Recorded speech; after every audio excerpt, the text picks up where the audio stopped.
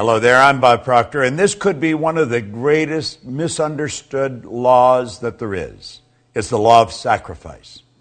Do you know, the way I was raised, and I would imagine probably the way you were raised, we were raised with the idea that sacrifice was letting go of something that we really valued. And it was sort of losing something that we valued. And there was some people that made great sacrifices, and they were considered very special. But the average person just never made those great sacrifices. Well, sacrifice it's a law that will bring nothing but good into your life. If we understand it, but we've got to understand it, and most people don't understand. Sacrifice is giving up something of a lower nature to receive something of a higher nature. I taught one of the other laws about the last chapter in the Born Rich series, and it was on the vacuum law of prosperity. Well, sacrifice has to do with the vacuum law of prosperity. You move something out to make room for the good that you desire. Sacrifice is giving up something of a lower nature to receive something of a higher nature. And you have to give up the thing of a lower nature before you can receive the thing of a higher nature. So you see, sacrifice is based on a very good understanding of faith as well. Faith based on understanding. This is tricky. This isn't something that's just going to happen like that. Now I want you to think of this for a moment. I want you to imagine that you've gone to a great concert. And you are marveled at the performance that you see. Or go to a great stage play and you see acting that is impeccable. Or watch a great award-winning movie and you'll see acting and you'll think, wow. Or you may watch somebody like Tiger Woods. Watch the great athletes. Some great soccer player, a great golfer, a great ball player. Watch the Olympics and you see those swimmers or those athletes, and you think, wow, how does that happen? Well, it doesn't just happen. As this author said, granted, they may be exceptionally gifted, but those final magical results come not by chance or accident, but they come from discipline. Discipline that is consciously chosen, ardently desired, and patiently persisted in. Let me repeat that. Discipline that is consciously chosen, ardently desired, and patiently persisted in. I have often said that discipline is the ability to give ourselves a command and follow it. I will master this. I remember one time reading an article in an airline magazine, and Walter Cronkite was being interviewed. And he was asked in the magazine, in the interview, how did these astronauts develop the courage to get into those space capsules? He said, it didn't take any courage for them to get into the space capsule. And as I read that, and I thought it's easy for him to say, he's sitting behind a microphone announcing it, he didn't get in the space capsule. But as I kept reading, I realized he was right.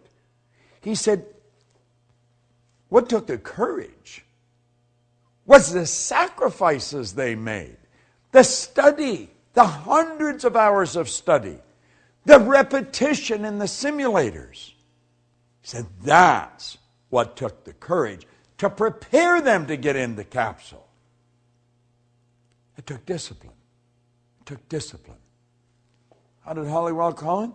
He said, discipline that's consciously chosen, ardently desired, and patiently persisted in. No one ever becomes great at anything by accident. We talk about people getting something for nothing. There is no such thing as something for nothing. That's absurd. When we're talking about the law of sacrifice, we're talking about letting go of something of a lower nature to receive something of a higher nature. In other words, it's saying, I'm going to give up the ice cream cone now to get the bicycle a little later. This is based on faith And it's not blind faith, it's faith based on understanding. It's understanding that we have this infinite potential, we've got phenomenal potential, we can do better. I talked about it in the law of compensation. And we're going to get better, but only if we give up something that's valuable to us to receive something that's even more valuable. Think of the study, the practice. You know, I like watching two movies, Lawrence of Arabia and Patton. General Patton, great American general in World War II, who also thought that he was a general in Napoleon's army. Believed very much in reincarnation. And then Lawrence of Arabia, watching Peter O'Toole, who literally mentally became Lawrence, and Omar Sharif. You watch these actors. They're magnificent. You watch Lawrence come across the desert on that camel. Look in his face. They do a close-up on his face. He's not acting. He's living the part. Watch Patton. Watch the great speech right at the first of the movie. Get those two movies. Buy them. Watch them over. If you want to see people that made sacrifice, understood that law, and lived in harmony with the law to develop the greatness that they always had in them, you'll see it in those movies. Watch Patton. He's so good. You watch Omar Sharif. Wow. The acting is phenomenal. They understood this law of sacrifice. They gave up something of a lower nature to receive something of a higher nature. But they had to understand this concept of discipline. See, Hollywell said something always has to be sacrificed for something else. There's your law of compensation coming in here. You've got your vacuum law of prosperity coming in here. You've got to create the space for the good that you desire. Listen to what he says here. People everywhere are awakening to the necessity of disciplining their thoughts and acts. We train domestic animals carefully. We harness the forces of nature to serve us regularly and well. And yet, when it comes to ourselves, the most valued of all, we let our thoughts run wild. No one can obtain their ambitions until they learn to discipline their mental force and are able to control their thinking. See, that's what this whole series is about. That's what all these laws are about. It's about working with the law. It's about bringing our mind into harmony with the law. It's about letting go of things of a lower nature so we can receive things of a higher nature. This doesn't happen by accident. The greatest marketers in the world, they spent years studying what they're doing. The greatest athletes, they spent years perfecting their skills. There's no free lunch. You're not going to get anything for nothing. You're going to have to make sacrifices. You're going to have to give up something of a lower nature to receive something of a higher nature. This whole universe operates by law. The law is something that happens every time for every person everywhere. And we've got to understand that sacrifice is a law.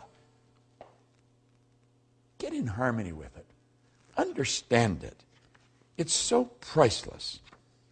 Listen to this. Hollywell said, you cannot enjoy the satisfactions and pleasure of a true friendship and indulge in a bad temper.